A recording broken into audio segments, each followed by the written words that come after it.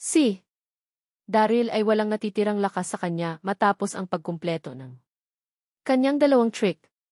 Hindi siya nakatakas, kaya't wala siyang ibang magawa kundi ang itapon ang kanyang palad sa lahat ng natitirang lakas sa pagtatangkang protektahan ang sarili. Bam! Sa sandaling dumampi ang kanilang mga palad, ang lakas ng Abyss na ina Serendipity ay tinabunan si Daryl. Siya flick kanyang palad at threw out ng isa pang strike na nakalapagtiyak sa dibdib ni Daryl. Sumigaw siya. Ang nararamdaman lamang ni Daryl ay isang nakasisindak na paghugas ng enerhiya sa kanya na itinapon sa kalangitan. Pinatalsik ng dugo at naging sanhi upang siya ay mapunta sa lupa sa wakas. Nakaramdam siya ng matalim na sakit at ang lahat ng kanyang mga ugat ay nasira sa loob niya, lalo na ang kanyang mga ugat. Ang kanyang buong katawan ay nasa pinakamahina dahil ang dugo ay hindi na napigilan. Humihikip siya. At parang nadurog ang lahat ng kanyang bahagi ng katawan. Habiki! Hindi mapigil ang sumigaw ni Lily sa sobrang gulat. Nakaramdam siya ng kirot sa kanyang puso nang malambot ang kanyang mga binti at nahulog siya sa lupa. Nagtatanong ako sa iyo, inaamin mo ba ang iyong mga maling gawain? Sinabi ni Abyss Mother Serendipity na may zero na emosyon habang nakatingin sa kanya. Mga maling pagkakamali? Ha! Naisip ni Daryl. Gusto kong tanungin sa iyo kung sino ang nagkamali ako. Unggol ni Daryl. Ngunit dahil wala na siyang lakas, dumura siya ng mas maraming dugo.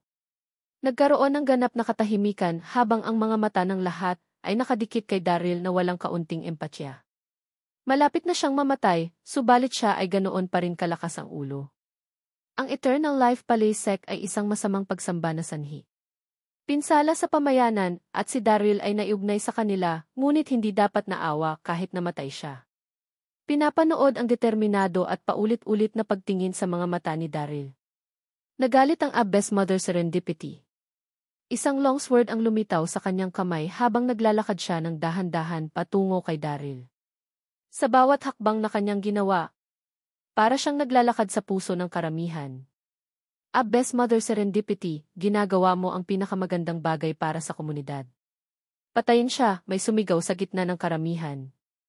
Ang karamihan sa mga tao ay umuungal sa kasunduan habang ang bawat isa ay tumawag para sa hustisya sa pamamagitan ng paghingi ng kamatayan kay Daryl. Patayin siya. Ang isang bastardong katulad niya ay karapat-dapat mamatay. Nakasimangot si Abyss Mother Serendipity sa mga nanunuya ng madla habang papalapit siya kay Daryl na nakatutok ang liig sa liig. Hindi. Naramdaman ni Yvonne na parang tinusok ang puso niya nang tumulo ang luha sa mukha niya. Nais niyang tumakbo patungo sa kanila, ngunit pinigilan siya ng mga tao sa paligid niya.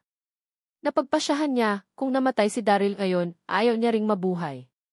Dahan-dahang ipinikit ni Daryl ang kanyang mga mata sa kawalan ng pag-asa nang makita niya ang espada na mas mababa sa kalahating metro mula sa kanya. Tumigil ka, may umungal. Ang kanyang tinig ay malakas na may isang pahiwatig ng otoridad. Isang figura ang humarang sa Abyss Mother Serendipity at tumayo sa harap ni Daryl.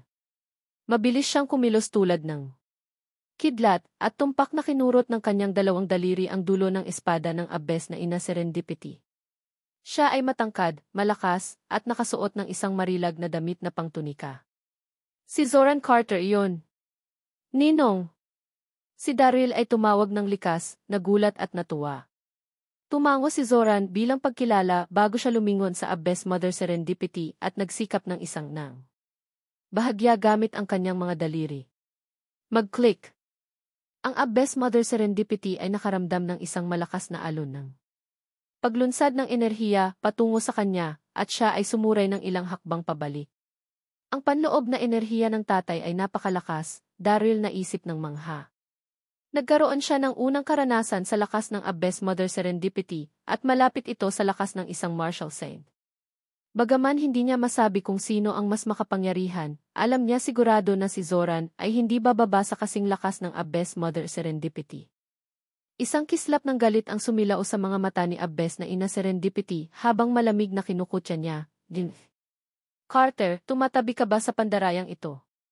Ang mga elite tulad ni na Master Reed at Master Leonard ay nakadikit ang kanilang tingin kay Zoran. Panloloko. Ang mga patakaran ng Leon Slaughtering Conference ay malinaw na nakasaad. Ang karapatan ng ang pagtatapon ay nahulog sa nagwagi. Nanalo ang aking anak sa komperensya at may karapatan siyang itapon. Kung papayag man siya o hindi niya siya pakawalan, ano ang kaugnayan nito sa inyong lahat? Ngumiti siya ng mahina. Habang nagsasalita siya, ang kanyang nakakatakot na titig ay nascan sa karamihan ng tao ng dahan-dahan at nakakatakot. Sa mga salita ni Zoran, ang karamihan ng tao ay nagpalitan ng tingin sa isa't isa, hindi makapagsalita. Kahit nabitawan natin ito, pumunta siya ngayon dito sa ruina kasal. Hindi ito katanggap-tanggap. Pinabulaanan ng Abbess Mother Serendipity. Hindi mapigilan ni Zoran na tumawa habang tinanong siya nito, "Oh, masisira lang ang kasal? At gusto mo siyang patayin dahil doon?" Pinatay niya ang kanyang lolo at sinugod ang kanyang kapatid na babae. Biyenan. Ang mga ito ba ay sapat na mga dahilan upang patayin siya? Ang Abbess Mother Serendipity ay nanlilisik, nakakunot ang kanyang mga mata. Huminga ng malalim si Zoran at idineklara ng malalim at maalingaw na boses na umalingaw sa bawat sulok ng manor, "Wala akong pakialam kung ano ang iniisip ng lahat dito. Inilayo ko ang aking anak ngayon, ano man ang mangyari."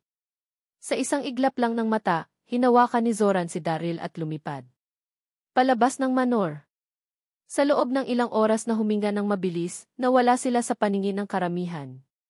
Taas sa ibabaw ng lupa, mahigpit na hinawakan ni Zoran si Daryl. Narinig ang pag-agos ng hangin sa kanyang tainga, balisa si Daryl. "Ninong, saan tayo pupunta? Hindi ko magawa, kailangan kong bumalik." Hindi mapigilan ni Daryl ang pag-ubo ng ilang beses pa. Bagaman mahina siya, puno ng determinasyon ang kanyang mga mata. Nasa Langley Mansion pa rin si Yvonne. Ngayong umalis na siya, ano ang mangyayari sa kanya? Huminga ng matagal si Zoran. Alam ba niya kung gaano siya kahina ngayon? Ngunit nais pa rin niyang bumalik. "Dadalhin kita sa mansyon ng Carter. Ikaw ay malubhang nasugatan at kailangan mong makabawi." Paliwanag niya. Si Daryl ay anak ng kanyang mabuting kaibigan noon. Siya ay naging ninong ni Daryl kamakailan lamang at hindi niya hahayaang may mangyari sa kanya. "Kung babalik ka ngayon, maaari mong makita ang iyong sarili na lumalakad sa kamatayan. Puro swerte kanina na nasave kita.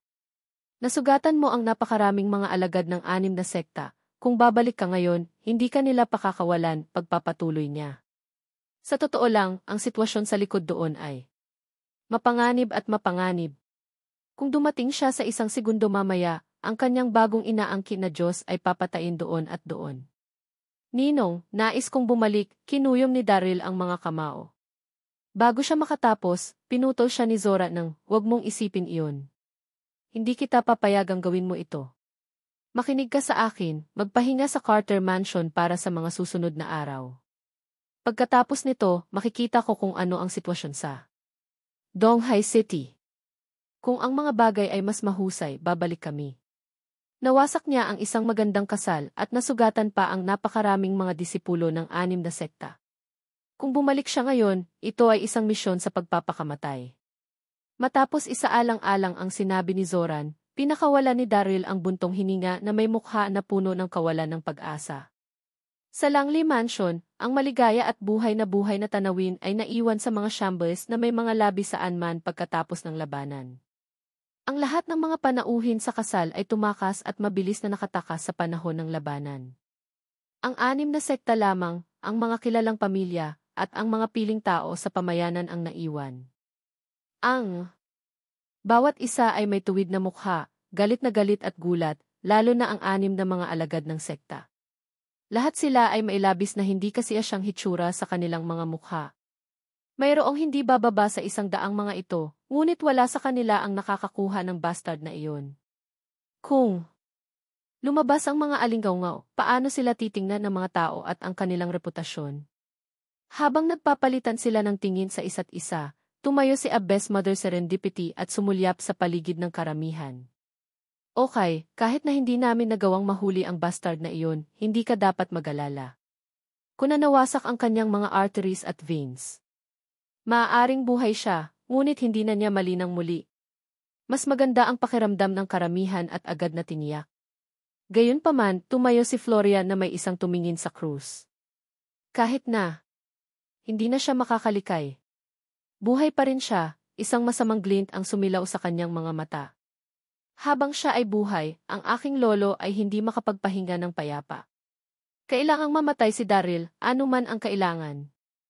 Habang siya ay nabubuhay pa, si Florian ay hindi makatulog o makakain ng payapa. Kinakailangan niyang mabuhay sa takot sa kanyang pag-atake, at ang kanyang pagpatay kay lolo ay nalantad araw-araw. Minsan lamang namatay si Daryl ay mabubuhay si Florian ng walang patuloy na takot at takot. Ang isang bastard na tulad ni Daryl ay hindi dapat buhay. Gayunpaman, siya ay kinuha ni Zoran Carter, at ang Carters ay isang pribadong pamilyang naglilinang. Malakas sila. Hindi lang tayo pwede umakyat dyan, di ba? May nagsabi sa karamihan. Kaagad, ang karamihan sa tao ay tumahimik na may halong emosyon sa kanilang mga mukha. Alam nila na ang pamilyang Carter ay mas malakas kaysa sa pinagsamang 6 na sekta. Bukod, ang patriarka ng pamilya, si Zoran, ay may isang prestihiyosong reputasyon sa pamayanan. Nakasimangot si Abbess Mother Serendipity. Bumitaw. Bagaman si Dari, isa ay nabubuhay pa, siya ay halos walang silbi at mahina. Maraming mga pagkakataon na patayin siya sa hinaharap. Tumango ang karamihan. Samantala, isang matabang tao ang dahan-dahang lumabas sa karamihan ng tao. Ito ang pangulo ng Dalton Entertainment Company na si Dalton Zander. Sa pagdiriwang ng Mid-Autumn Festival sa istasyon ng telebisyon, sumilip sa kanya si Daryl sa banyo habang sinusubukan niyang nakawin ang Giselle Line na malayo sa kumpanya ni Daryl. Hawak pa rin niya ang sama ng loob hanggang ngayon at malamang sa buong buhay niya. Narito si Dalton upang dumalo sa kasal. Sa kanyang mayabang na ugali, gusto niyang maging sentro ng atensyon saan man siya magpunta. Gayunpaman ang kasal na. Ito ay napuno ng mga matataas na tao sa pamayanan na wala siyang pagkakataon na magsalita. Ito ay isang magandang pagkakataon para magawa niya ang kanyang boses narinig sa wakas. Dahil pinupunan ng lahat si Daryl, hindi siya maaaring makatulong upang magdagdag. Hulaan ko marami sa iyo dito ang hindi alam ang tungkol dito. Ngunit si Daryl ay isang napaka-mapamaraan sa Donghai City. Sumulyap siya sa paligid ng karamihan ng tao. Karamihan sa inyo ay maaaring hindi alam na ang taong ito ay ang Pangulo ng Platinum Corporation. Si Daryl ay ang Pangulo ng Platinum Corporation. Nagtataka ang lahat na tigilan. Alam nilang lahat na ang Platinum Corporation ay ang pinakamatagumpay na kumpanya ng aliwan sa nakaraang 2 taon. Nag-sign sila sa pinakatanyag na mga kilalang tao at aliwan na ginagawa silang isa sa mga pinakahuhusay na kumpanya. Gulat na gulat, maraming tao sa karamihan ng tao nagpalita ng tingin sa isa't isa. Naiwan silang walang imik, lalo na ang mga tao tulad ni Ken Hao, Justin Ken at William Lidon. Hindi man nila naproseso ang impormasyong ito. Ang Liv na manugang ay napakayaman. Yee! Nang makita ang pagkabigla sa kanilang mga mukha, kinutya ni Florian. Mangyaring huwag masyadong mabigla.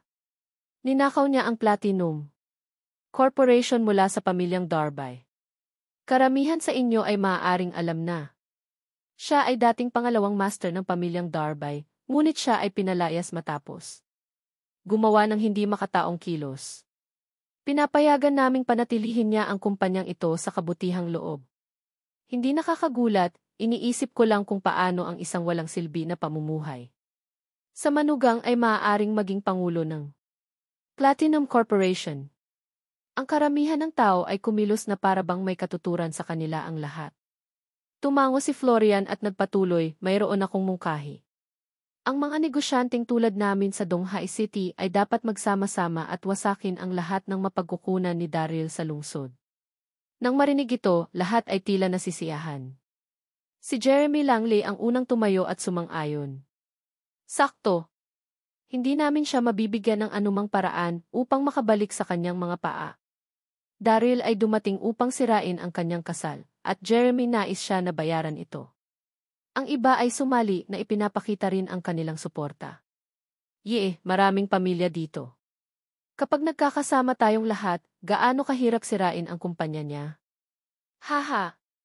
Kung wala ang kanyang makapangyarihang mapagkukunan upang back up siya, hindi makakabangon ni Daryl. Kahit na bumalik siya sa Donghai City, hindi siya magsasaka ng walang pera. Wala siyang silbi. Ang karamihan ng tao ay nagtawanan ng magkasama, natuwa sa kanilang plano. Suminghap si Master Reed at tumingin kay Timothy Langley. Kaya, nangyayari pa ba ang kasal na ito ngayon? Nang marinig ang kanyang mga salita, natahimik ang lahat. Nagpatuloy pa ba ang kasal? Ang entablado ay nawasak sa mga piraso. Nagtaka ang lahat. Napabuntong hininga si Timothy habang sinilip ang paligid at mga labi. Okay, ibabalik namin ang iskedul ng kasal ng anak ko at ni Yvonne sa 1 buwan mula ngayon.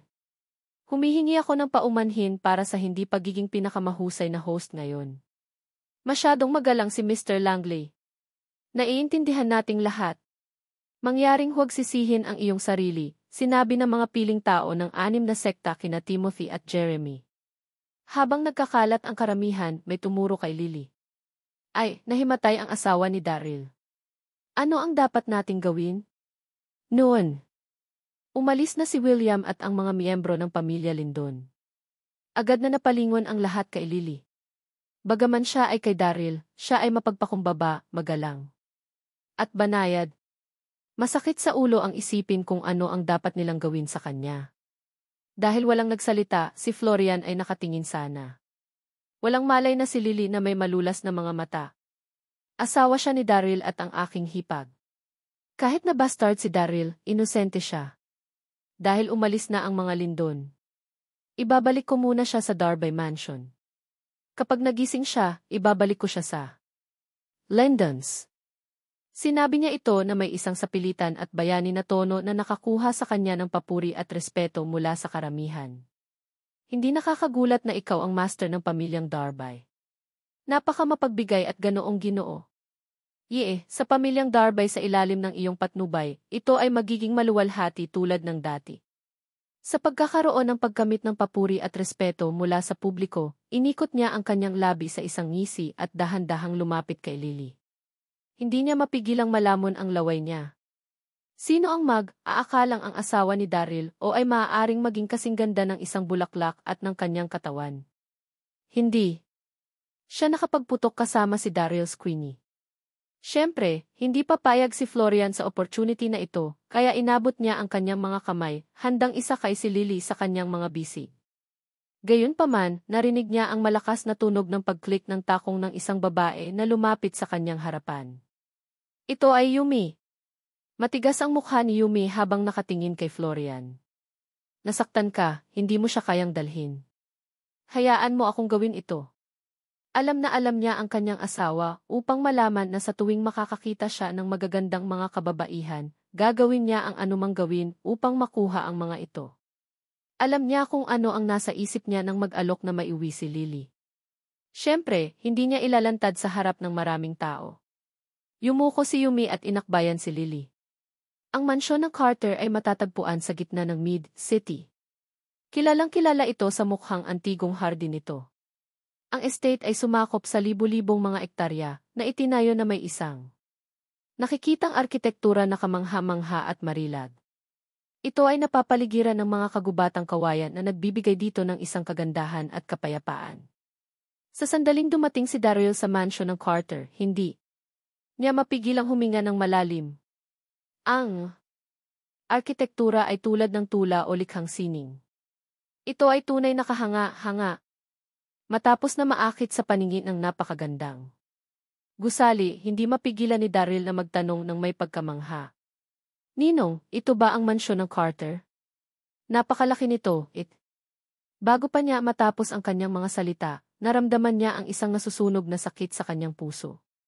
Naglaway siya ng mas maraming dugo at ang kanyang paningin ay naging itim habang hinimatay siya kaagad. Inatake siya ng Abbess Mother Serendipity kasama ng lahat. Ang lakas niya. Sa kabutihang palad ay suot ni Daryl ang kanyang celestial silkworm armor. Kahit na noon, ang kanyang mga ugat at ugat ay nasira lahat, pati na rin ang kanyang mga organo.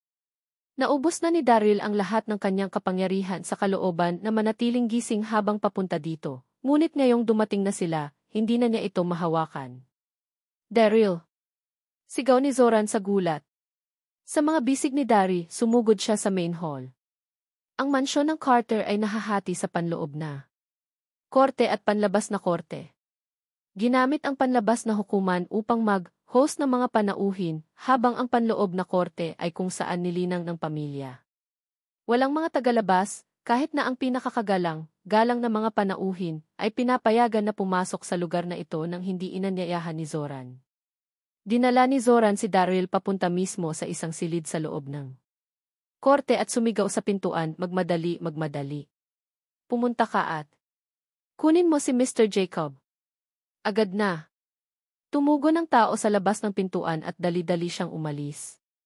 Hindi nagtagal, isang matandang lalaki ang sumugod na may dalang isang kahon na puno ng gamot. Ang matandang lalaking ito ay si Phillips Jacob, isang kilalang himalang manggagamot sa Mid-City at isang mahal na kaibigan ni Zoran. Matapos kunin ang pulso ni Daryl, si Phillips ay nananahimik ng matagal habang seryoso ang mukha. Si Zoran ay nag-aalala at nagpapanik habang nagtanong. Mr. Jacob, kamusta ang aking Diyos? Mapait na ngumiti si Phillips at dahan-dahang sinabi, nakatipid ako buhay ng binatang ito, ngunit ang kanyang mga ugat ay nasira.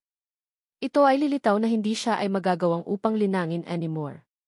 Tumigil siya bago magpatuloy, mukhang may kasalanan, sinubukan ko ang makakaya. Saglit na natigilan si Zoran bago siya alala ng tanong, Mr. Jacob, paano kung gagamitin ko ang aking panloob na lakas na kasama ng pagpapagaling mo? Maaari mo bang pagalingin ang kanyang mga ugat? Kung hindi siya maaaring linangin bilang isang nagtatanim, walang magiging dahilan upang mabuhay, naisip ni Zoran sa kanyang sarili. Kung mailigtas niya si Daryl, hindi niya alintana ang pagbibigay ng ilan sa kanyang panloob na lakas. Umiling si Phillips, masyado kang walang muwang. Paano maaari bang pagalingin ang panloob na enerhiya ang mga ugat? Ang pinakamahalagang bagay ngayon ay para makapag-recover siya. Huwag mag-abala sa pag-iisip tungkol sa paglilinang. Siniksik ni Phillips ang kanyang mga kamao bilang isang kilos at umalis. Tumingin si Zoran kay Daryl na koma at bumitaw ng buntong hininga bago lumabas ng silid. Nararamdaman ni Daryl na parang may mahabang pangarap. Nakita niya ang isang tao na hinabol siya sa panaginip at sinusubukang patayin siya habang patuloy siyang tumatakbo at tumatakbo. Sa wakas, sumigaw si Daryl at umupo ng gulat na tumutulo sa pawis. Ang pangalawang pagtingin niya sa kanyang paligid, natigilan siya ng hindi masabi. Siya ay nasa isang mahusay na inayos na silid na may mga antigong upuan, isang mesa, isang kama, at mga aparador. Mayroon ding isang antigong pagpipinta sa tanawin na nakabitin sa dingding. Nasaan ako? Namatay na ba ako at napunta sa langit? Hindi maaari, naisip ni Daryl bago siya bumalik sa realidad at hinampas ang noo. Fora. Pangalawa, nakalimutan niya na si Zoran ang nagligtas sa kanya at ito dapat ang Carter Mansion. Matapos ang ungol sa sarili, maingat siyang bumaba sa kama na may mga ngiting-ngipin. Nasira ang kanyang mga ugat. Bagaman hindi na ito nasaktan, mahina pa rin ang katawan niya. Samantala, naririnig niya ang mga tunog ng tawa kasama ang pagsabog ng tubig na nagmumula sa labas. Sino ang naliligo sa labas? Napakasarap ng boses nila. Dapat ay isang napakagandang ginang, iniisip niya. Nabihag si Daryl at lumabas ng pinto ng walang pag-aalangan. Matapos maglakad sa kagubatan ng kawayan, nakakita siya ng isang malinaw na pond. Tulad ng inaasahan, dalawang magagandang figura ang naglalaro sa loob ng pond. Gayunpaman, nang makita niya ang mukha ng dalawang babae sa loob ng pond, natigilan siya. Ang dalawang kababaihan ay labis na napakarilag at kasalukuyang naglalaro sa tubig tulad ng ethereal fairies. Sinabayan sila ni Daryl. Nabanggit ni Godfather na mayroon siyang dalawang anak na babae. Maaari ba itong sila? Ang dalawang ginang na naglalaro sa tubig talaga. Mga anak na babae ni Zoran Carter. Ang nakatatanda, si Rachel Carter, ay sexy at kaakit-akit, habang si Sarah, ang nakababatang kapatid na babae, ay maganda at kaibig-ibig. Pareho silang kaakit-akit. Habang patuloy na nakatingin sa kanila si Daryl, sumisigaw ang ilang mga aliping babae. Sino ka? Napansin ng dalawang magkapatid ang presensya ni Daryl at namula sa hiya. Bagaman Natakpan ng mga ito, ang paglalaro sa tubig ay hindi masyadong nakatulong dahil sa nakadikit ang kanilang mga damit sa kanilang katawan. Si Rachel ay bahagyang nahiya at bahagyang galit. Siya tulis sa Daryl bilang kanyang voice nanginig habang siya ay nagsalita, "Sino ang impyerno ka na? Umalis ka agad." Ang katakot-takot na lalaking ito ay mukhang isang pulubi na natatakpan ng dugo. Naiinis sila sa gawking ni Daryl. Si Sarah naman ay mas mausisa. Siya. Cock kanyang ulo at tumingin sa Daryl na humihingi pa usisa, "Sino ka? Bakit ka nasa bahay namin? At bakit mayroon kang dugo sa iyo?" Kakaiba ang lalaking ito.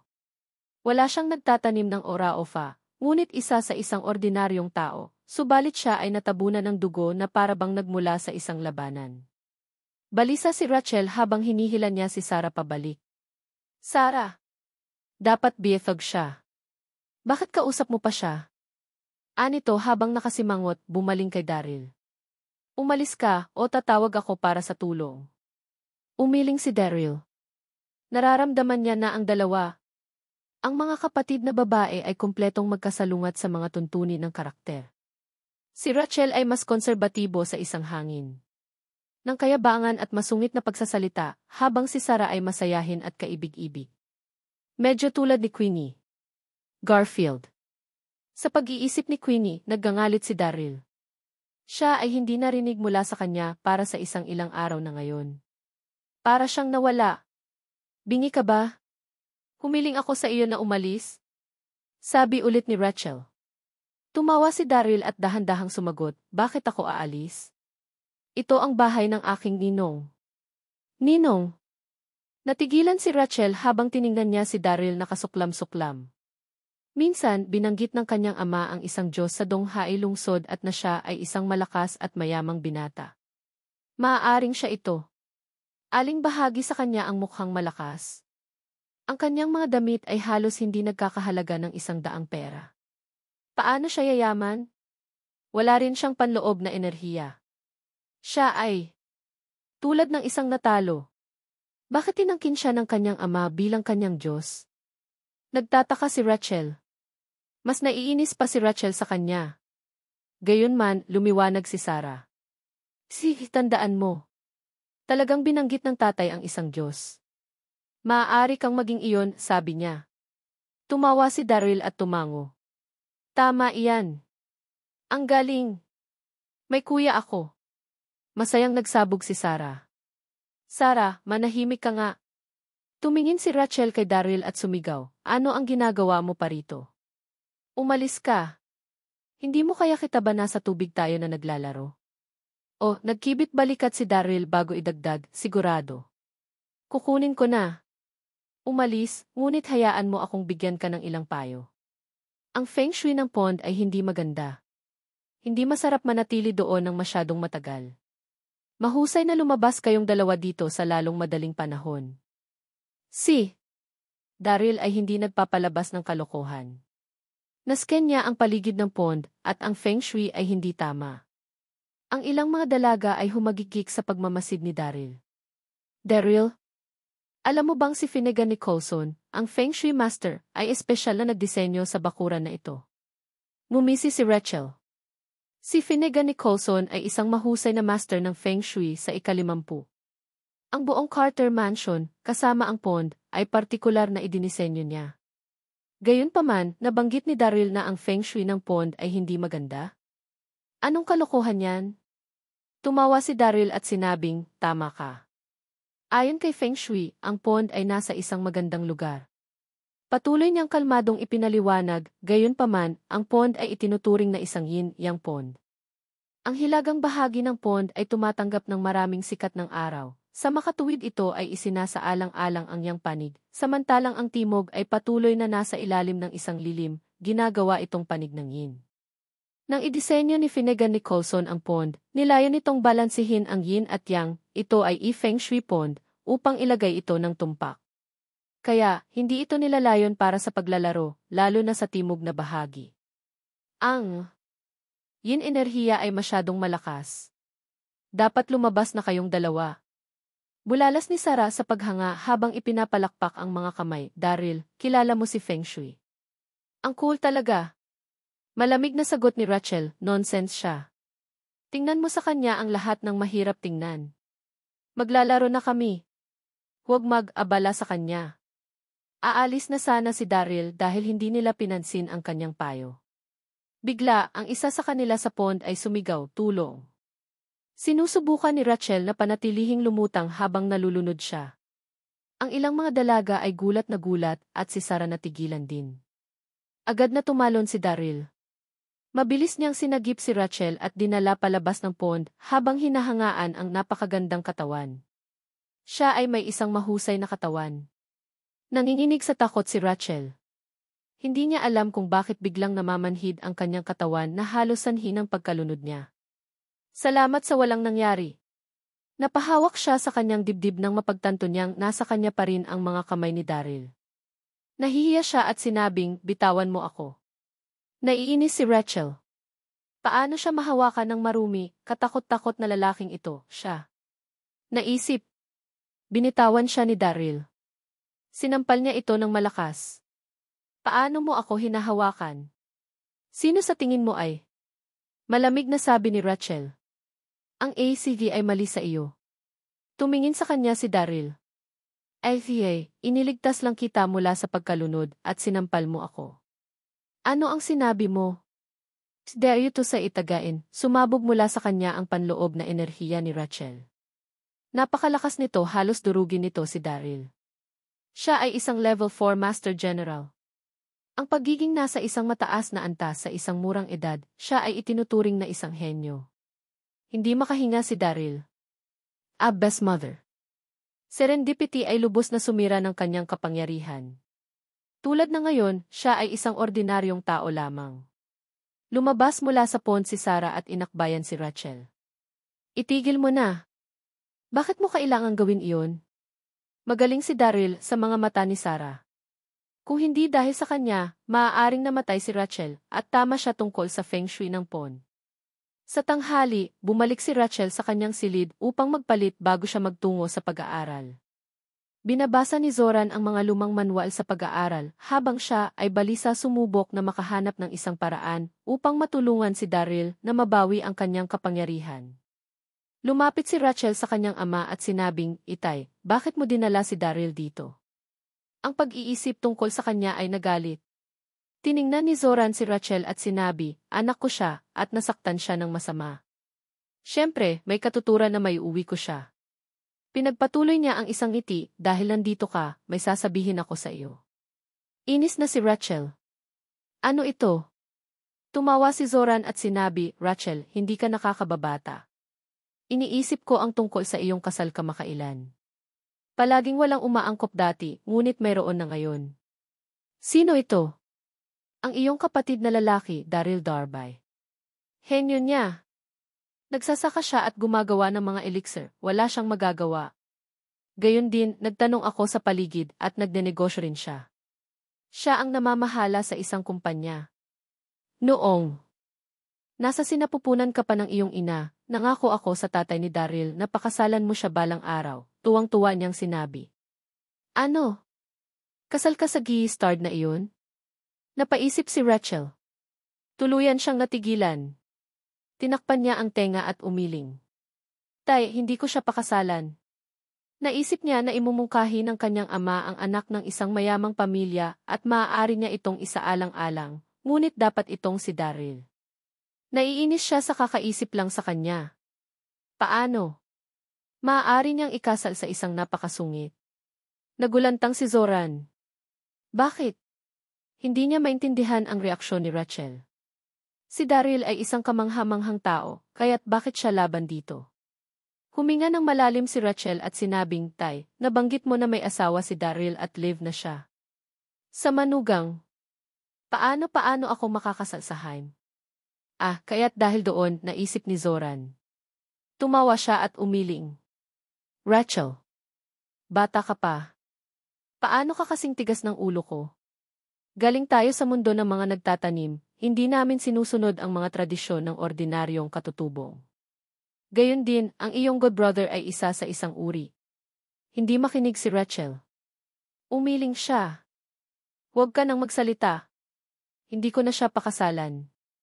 Si Zoran ay walang magawa at ang kanyang panganay na anak na babae ay masyadong matigas ang ulo.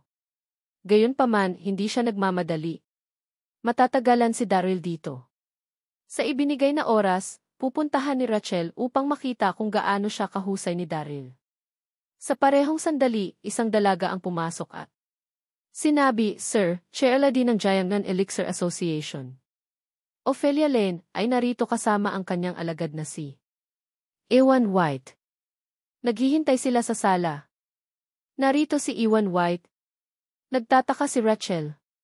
Nagulat siya nang mabilis niyang sinabi, "Tae, sasama ako sa iyo." Si Ewan White ay alagad ni Ophelia Lane. Galing din siya sa sikat na pamilyang White sa Mid-City. Si Ewan at Rachel ay matalik na magkaibigan at gusto niya siya ng malaki sa pakiramdam na siya ay kaakit-akit. Si Ophelia ay nakaupo sa sofa, isang sagisag ng biyaya sa kanyang kaakit-akit na katawan. Si Ewan, ang kanyang alagad, ay nakatayo sa likuran niya na nakasuot ng suit, sobrang tignan. Si Ewan ay tagasunod ni Ophelia sa loob ng halos 4 hanggang 5 taon at may husay sa paggawa ng mga elixir. Ewan. Masayang bati ni Rachel sa kanya. Napakagandang makita ka. Hindi na tayo nagkikita ng maraming edad. Kuna na ihalos na babato sa kamatayan. Tumawa si Ewan. Naging abala ako. Ngunit narito ako. Ngumiti si Ophelia. Inisip niya na sina Ewan at Rachel ay isang laban na ginawa sa langit. Lumakad si Zoran at binati si Ophelia, "Maligayang pagdating sa aming mapagpakumbabang tahanan." Ang Jiangnan Elixir Association ay isang maimpluwensyang puwersa sa mundo ng mga magsasaka, lalo na ang Ophelia Lane. Hindi siya dapat masaktan. Maraming mga masters at magsasaka ay iginagalang siya. Tumayo siya at sinabi, "Zoran, masyadong mabait ka. Humihingi ako ng paumanhin na bisitahin ka nang wala ang asul. Sana wala kang isip." "Opo, upo. Make your home at home," alok ni Zoran. Inutusan niya ang kanyang mga lingkod, "Ilabas ang aming pinakamagandang tsaa." Nang maihain ang tsaa, tumalon si Ophelia diretso sa puntong ito. "Pumunta ako dito para sa isang masayang okasyon." "Maligayang okasyon?" Nagtataka si Zoran. "Anong masayang okasyon?" tanong niya. Malawak na ngumiti si Ophelia at sinabi, "Si Ewan, ang aking alagad, at ang inyong anak na babae ay gustong-gusto ng bawat isa. Magkakasundo rin sila sa isa't isa. Kaya, dinala ko si Ewan dito upang hilingin ang kamay ng iyong anak na babae sa kasal." Namula si Rachel. Labis siyang natuwa. Kung siya maaaring magpakasal kay Ewan, siya ang magiging pinakaswerteng babae sa mundo. Nakasimangot si Zoran, saka tumawa ng awkward at sinabing, "I see. Sa kasamaang palad, kailangan kong humingi ng tawad sa iyo. Ophelia, ang aking anak na babae ay mayroon ng nakaayos na kasal sa ibang tao." Nawala ang mga ngiti ni na Ophelia at Ewan. "Maaari ba akong magtanong kanino?" Nagtataka na tanong ni Ophelia. "Kakaiba. Sina Ewan at Rachel ay lumaki na magkasama at lubos na nagkasundo. Bakit isasagawa ni Zoran ang kasal sa ibang tao?" Nagtataka si Ophelia. Ngumiti si Zoran at mayabang na sumagot, "Ang kanyang pangalan ay Daryl Darby. Ang kanyang Diyos na ito ay isang henyo at walang sinuman kasing ganda niya. Ang pagpapakasal sa kanyang anak na babae kay Daryl ay hindi naman insulto." Nanginginig si Ophelia habang nakasimangot at nagtanong. "Daryl Darby ng Donghai City. Kung siya talaga, kung gayon ito ay magiging isang malaking pagkakataon." Sa nakaraang kompetisyon ng elixir, ang pagganap ni Daryl ay kapansin-pansin. Naalala pa niya siya. Tunay na espesyal siya, at nais niyang siya ay maging alagad. Maraming pumatay upang maging alagad niya, ngunit tinanggihan niya ito. Tumango si Zoran at tumawa, "Parang alam mo rin ang aking ninong. Napagpasyahan kong pakasalan siya ni Rachel. Si Ewan White ay hindi rin masama, ngunit hindi siya si Daryl Darby." Sa wakas ay hindi ito kinaya ni Rachel. Pinadyakan niya ang kanyang mga paa at sinabing, "Tay, nasabi ko na sa iyo. Hindi ko siya ikakasal. Gusto ko si Ewan. Hindi ang manugang na iyon." Hinawakan ng mahigpit ni Rachel ang braso ni Ewan. "Kalokohan." Saway ni Zoran. "Paano mo susuwayin ang desisyon ng iyong ama? Ang pag-aasawa ay hindi isang bagay na pagpipilian mo. Nagpanik si Rachel. Kinagat niya ang labi at sinabing, "Tay, hindi ko maintindihan. Ano ang buti ni Daryl? Kung sa tingin mo siya ay isang henyo, hayaan siyang makipagkumpetensya kay Ewan at tingnan kung sino ang mas mahusay sa dalawa. Kung manalo si Daryl, makikinig ako sa iyo. Ngunit kung manalo si Ewan, pinapayagan mo akong pakasalan siya." Nanahimik si Zoran. Hindi niya inaasahan ang kanyang anak na babae na imungkahi ang naturang deal. Nawala ang lahat ng kapangyarihan ni Daryl. Paano siya makikipagkumpetensya kay Ewan? May kapansanan siya. Ophelia Chantsa, Zoran, dahil Rachel iminungkahi ito, bakit hindi hayaan silang subukan ito? Tumango si Zoran. Inutusan niya ang kanyang mga lingkod na tawagan si Daryl. Hindi nagtagal, lumitaw si Daryl. Natigilan siya nang makapasok siya sa sala. Nakita niya ang napakarilag na Ophelia Lane. Bakit siya nandito? Pagkakita kay Daryl, kinuyom ni Ewan ang kamao. Ang taong ito ay natatakpan ng dugo at napakarumi. Ang kanya ay hindi magandang laban para kay Rachel. Hindi siya pinansin ni Daryl at lumingon kay Ophelia, nakangiti. "Chair Lady, nagkita ulit tayo." Pagkatapos ay lumakad siya kay Zoran at tinanong, "Ninong, narinig kong tinawag mo ako." Kung hindi dahil kay Zoran, si Daryl ay matagal nang namatay. Sa kanyang puso, si Zoran ay tulad ng isang ama sa kanya. Mabuting ngumiti si Zoran at sinabi, "Daryl, bakit hindi ka makipagkumpetensya kay Ewan?" "Ano? Bakit ko ba siya kailangang makipagkumpetensya?" "Hindi ko nga alam si Ewan White," naisip ni Daryl. Naguluhan si Daryl, ngunit dahil tinanong siya ni Zoran, hindi siya susuway. Tumango siya. "Hindi pa ako nakakakilala sa isang tao na sobrang pipi at hindi alam ang kanilang mga lakas na katulad mo." Nakasimangot si Rachel.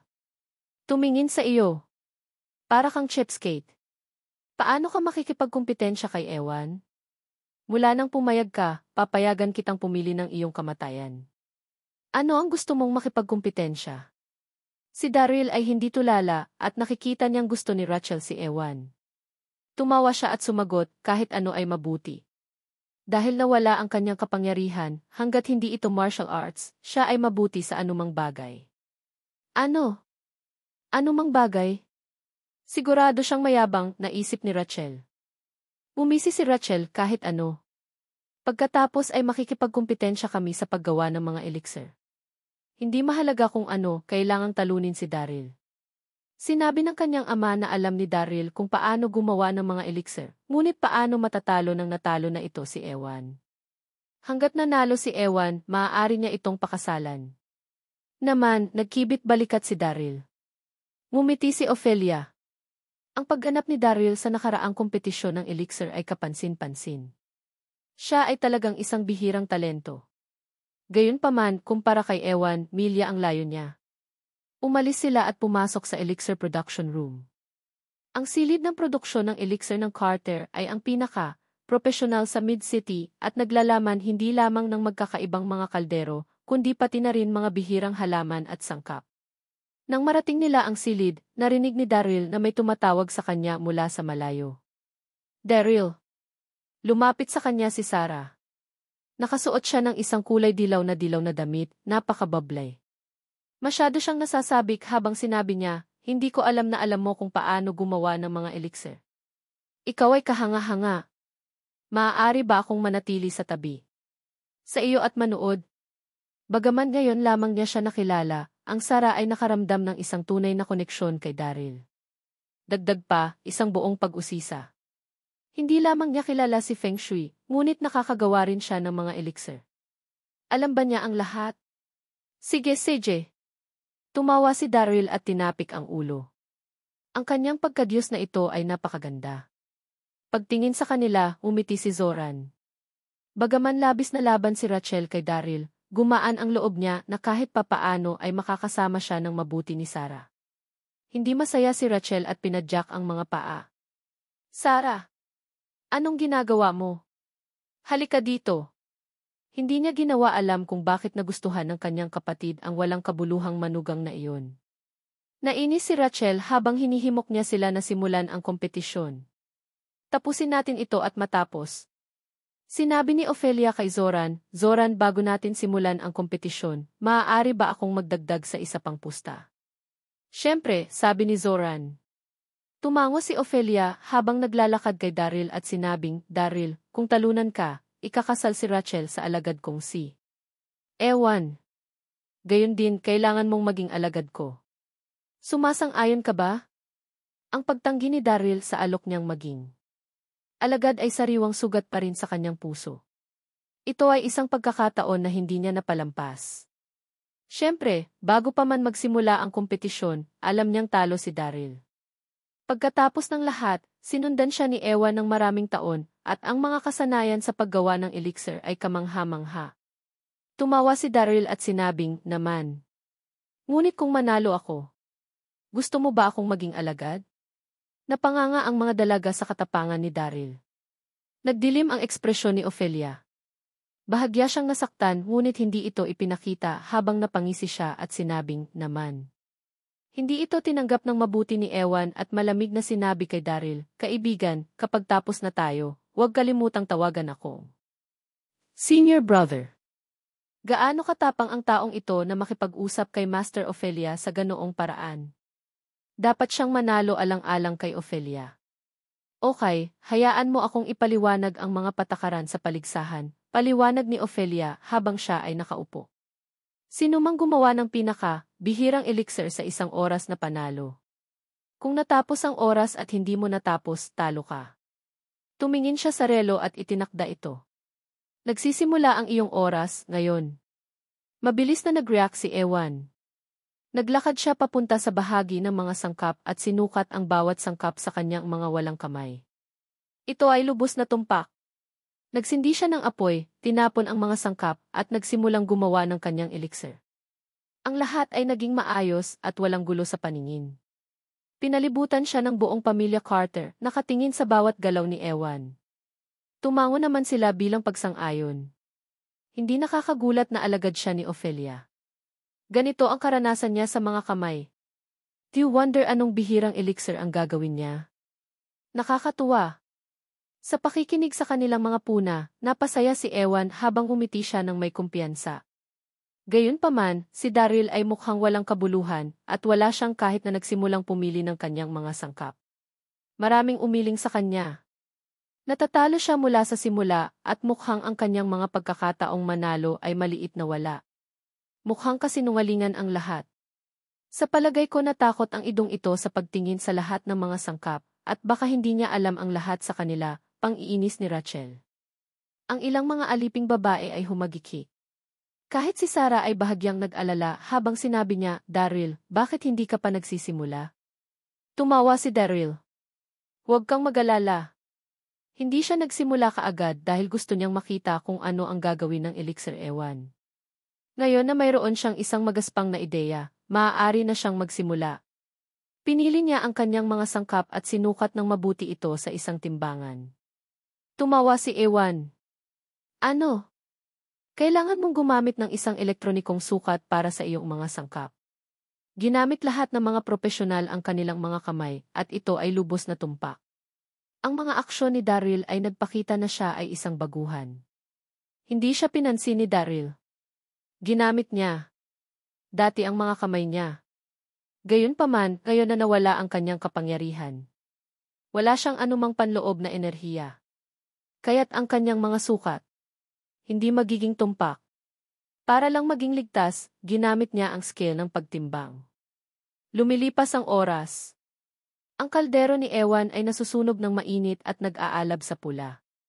Lahat ay maaaring amoy isang bagay na paggawa ng serbesa mula sa kaldero. Lahat sila ay nasasabik dahil alam nila na ang kanyang elixir ay halos handa na at ito ay isang bihirang isa. Gayunpaman, habang ang kaldero ni Daryl ay nasusunog, kakaunti ang nangyayari. Buzz! Biglang nagkaroon ng isang panginginig at isang matingkad na kulay ng gintoang lumulutang mula sa malayo. Bumuo ito ng isang ginintuang elixir cloud at direkta sa itaas ng Ewan. Lumikha si Ewan ng isang elixir cloud. Hay naku! Ito ay isang ginintuang elixir cloud. Anong bihirang elixir ang maaaring gumawa nito? Namangha ang lahat. Ito ay kamangha-manghang bihirang ang isang elixir cloud ay may kulay ginto. Pinatunayan nito na talagang may kasanayan si Ewan sa paggawa ng mga elixir. Pumalakpak si Rachel sa mga kamay. Tuwang-tuwa siya kaya hindi siya makapagsalita, walang duda na pinili niya ang tamang lalaki. Isang ginintuang elixir cloud. Maaari bang itaas iyon ni Daryl? Ang isang mahusay na guro tulad ni Ophelia ang makakalikha ng isang dalubhasang mag-aaral. May sumigaw habang lahat ay tumingin kay Ophelia. Wala siyang sinabi at humigop ng tsaa. Alam niya kung gaano kahusay si Ewan at lahat ito ay inaasahan sa kanya. Wow, isang ginintuang elixir cloud. Bulalas ni Sarah. Humarap siya kay Daryl at sinabing, halika Daryl, hindi namin nais na talunin. Ngumiti si Daryl ngunit hindi ito umimik kahit nalihim niyang pinupuri si Ewan. Kailangan mong magkaroon ng mahusay na mga kasanayan upang makapaglikha ng isang ginintuang elixir cloud. Hindi nakapagtataka na kumpiyansa si Ewan. Ilef! Biglang nag-umpisang mag-vibrate ang kaldero ni Ewan. Isang elixir pill ang nakalabas mula sa kawa at naabutan ito ni Ewan ng madali sa kanyang kamay. Napatingin ang lahat kay Ewan sana. Ngumiti siya at binuksan ang kanyang palad, ipinapakita ang elixir para sa lahat. Natigilan silang lahat. Ito ay isang tableta na may isang iridescent ningning. Anong uri ng tableta ang may iridescence dito? Tumango si Ophelia bilang pag-apruba habang sinabi niya. Ipinaliwanag ni Ewan kay Zoran kung anong elixir ang ginawa mo. Tumawa si Ewan at mayabang na sinabi, ang pill na ito ay ang 5 Spirit Pill. Pinangalanan ito ayon sa epekto nito. Ang mga magsasaka na kumakain nito ay makakakita ng pagpapabuti sa 5 mga bahaging ito, pagtemper sa buto, pagtaas ng panloob na enerhiya, ang kalmado ng puso, walang hanggang kagandahan, at kaligtasan sa sakit laban sa mga lason. Bumagsak ang mga panga ng lahat sa paliwanag ni Ewan. Namangha sila. Si Ophelia ay ngumiti ng may pagmamalaki sa kanyang alagad habang siya tumango bilang pag-apruba. Hindi siya nabigo. Naglakad si Ewan papunta kay Rachel at inabot sa kanya ang 5 Spirit Pill. Rachel, gusto ko palang gumawa ng elixir pill para sa iyo. Sa wakas nagkaroon ako ng pagkakataon. Ang 5 Spirit Pill na ito ay para sa iyo. Isa sa mga epekto ay ang walang hanggang kagandahan, kaya't ako ay palaging magiging maganda. Salamat, Ewan. Natutuwa si Rachel. Alam niya na ito ang lalaking maaasahan niya sa hinaharap at sulit na ibigay ang kanyang kamay sa kasal. Ang karamihan ng tao ay nasa seryosong talakayan dahil mukhang ang kompetisyon na ito ay may isang malinaw na nagwagi. Sila ay nagsimula ng pagtingin sa Daryl na may isang awkward expression. Daryl ay hindi nagmamadali habang maingat niyang inaalagaan ang apoy. Ang kanyang kaldero ay sobrang tahimik at walang aksyon na nangyayari kahit isang ulap ng ulap. Sa ganoon, marami ang naiinip na maghintay para sa kanya. Umiling si Ophelia sa pagkabigo. Swerte lang ba ang dating kompetisyon sa elixir? Nagkamali ba siya ng paghusga sa kanyang mga kasanayan? Marahil ay hindi siya sanay sa paggawa ng mga elixir kung tutuusin. Iyon lang, Daryl. Aminin ang pagkatalo. Hindi na kinaya ni Ophelia. Bumaba ang tingin niya kay Daryl at sinabi, malinaw na nawala sa iyo ang kompetisyon na ito. Maaaring hindi ka pasanay, ngunit magtuturo ako sa iyo minsan. Maaari kang maging kasing galing ni Ewan. Oh! Tumawa si Daryl habang nakatingin kay Ophelia. Cherla Delane, natatakot akong hindi kayo maging kwalipikado. Sa kabilang banda ay mas may katuturan. Nais mo bang mabugbog, sigaw ni Ewan? Paano makitungo ng masungit sa isang tao? Ewan, bumaba ka na, utos ni Ophelia habang nakatingin kay Daryl. Ano ang silbi ng pagyayabang ngayon? Ang aking alagad ay nagamit ang isang ginintuang elixir cloud at gumawa ng isang 5 Spirit Pill. Sa palagay mo ba maaari mong itaas iyon? Siyempre. Kung sa bagay, wala pa ang oras, anya habang inaalma ang kanyang kaldero. Umiling si Ophelia. Tandaan ang ating kasunduan kung matalo ka, dapat mong kilalanin ako bilang iyong Panginoon at dapat itong gawin ng opisyal sa pagyuko sa akin. Esask. Esask. Binuksan ni Daryl ang takip ng kaldero. Bigla, nakatakas ang init kasama ang aura ng sangkap. Ano? Ano ang ginagawa niya? Ang pagbubukas ng talukap ng kaldero bago ang mataba ng elixir ay isang malaking pagkakamali, lahat naisip habang sila ay natigilan. Inamin mo ba ang pagkatalo? Ninisya ni Rachel. Nauna niyang naisip na ang manugang na ito ay magkakaroon ng ilang mga kasanayan, ngunit mukhang overestimate niya ito. Ang pagkuha sa kanya upang makipagkumpetensya kay Ewan ay isang insulto lamang kay Ewan. Gayunpaman, nanginginig sa takot si Ophelia habang tiningnan niya ng mabuti ang bawat galaw ni Daryl. Ni hindi man siya naglakas loob na kumurap ng isang segundo. Ay pinapalabas niya ang kawa, siya ay nagtaka. Ang cauldron petrifying ay isang sinaunang, na wala na paraan ng paggawa ng mga elixir. Ang pamamaraang ito ay itinuturing na nawala at lipas na. Maaari mong makita ang mga pagbanggit nito sa mga sinaunang manual, ngunit hindi sa detalye. Ayon sa mga manual, ginamit ni cauldron petrifying ang aura ng mga sangkap upang malinis ang kaldero ng mga impurities. Nakatulong ito na matiyak na ang isang purong elixir ay nabuo. Siyempre, ang mga elixir na ginawa ng pamamaraang ito ay bihira din. Ito ay isang nawalang sining. Paano malalaman ni Daryl tungkol dito? Sa sandaling iyon, napansin niya na si Daryl ay nagdaragdag ng mas maraming sangkap sa kaldero habang pinapataas ang apoy. May natitirang 20 minuto hanggang sa pagtatapos ng kompetisyon. Maraming tao ang tumawa at umiling kay Daryl. Hindi nila narinig ang tungkol kay cauldron petrifying. Kaya't naisip nilang nabigo si Daryl sa paggawa ng isang elixir at sinusubukan niya ulit. Sigurado silang hindi siya magtatagumpay sa kakaunting oras na natitira. Kahit na makagawa siya ng isa sa maikling panahon, hindi ito magiging bihirang tulad ni Ewan. Tay, tigilan mo na ang kompetisyon. Aminin mo sa kanya ang pagkatalo, sabi ni Rachel na hindi na natagal. Tumingin sa kanya si Zoran ngunit wala siyang sinabi. Boom! Biglang, kumulog ang isang kulog mula sa malayo. Boom! Boom! Boom! Ito ay isang maliwanag at malilinaw na araw, ngunit biglang napalibutan ng mga madilim na ulap ang Carter Mansion. Itim na mga flash ng kidlat na naglabas mula sa mga ulap. Ito ay sumisindak, ngunit ito ay malinaw na ang isang hindi pangkaraniwang bagay mula sa proseso elixir production sa isang mas malapit hitsura. Nagulat ang kalahati ng Mid-City. Maraming tao ang namamangha at takot sa mga itim na bolts ng kidlat na tumama sa Carter Mansion. Aking kabutihan.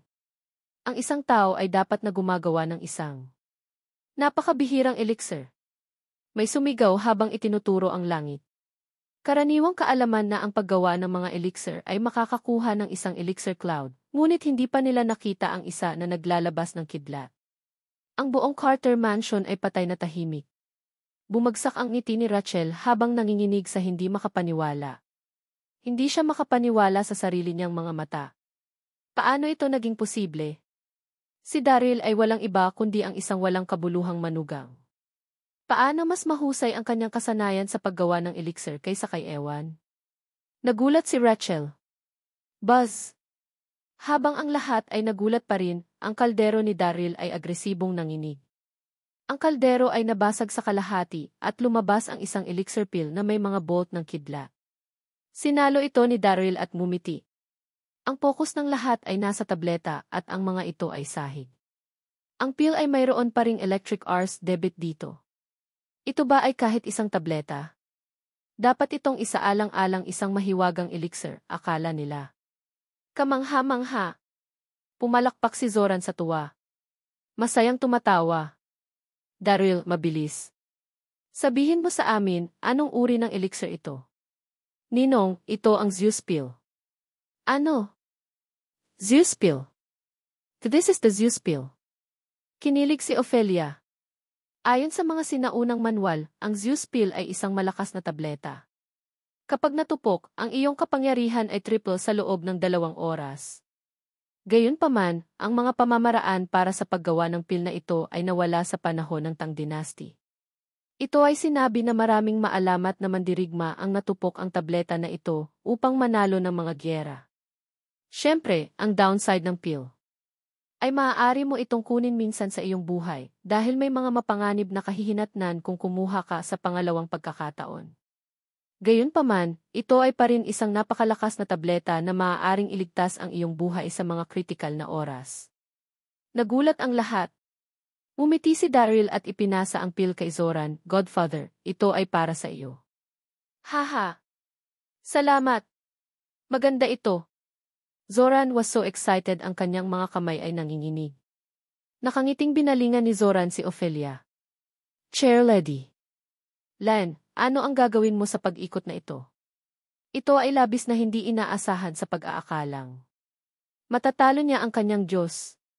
Sino ang nakakaalam na lalagpas siya sa inaasahan ng lahat sa pamamagitan ng pag-garner ng isang elixir cloud na may dumadagundong na kulog at kidlat? Napatingin ang lahat kay Ophelia. Nagsimula siyang mag-isip at mahinang umiti. Bagaman hindi inaasahan, malinaw na nagwagi si Daryl Darbay sa pag-ikot na ito. Siya ay may talino at may talento sa paggawa ng mga elixir.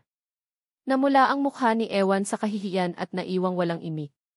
Kung tutuusin, ang pagganap ni Daryl ay mas mahusay kaysa sa kanya. Gayunpaman, nagalit siya na hindi niya mapangasawa si Rachel. Chair Lady Lane, ikaw ay makatarungan at walang kinikilingan. Sa ganyan. Kaso, ang kasal ni na Ewan at Rachel ay walang bisa at hindi na nabanggit, nakangiting sabi ni Zoran. Tatay. Halos maiyak na si Rachel. Paanong? Talo si Ewan. Hindi niya matanggap ang katotohanan, kaya tumalikod siya at tumakas.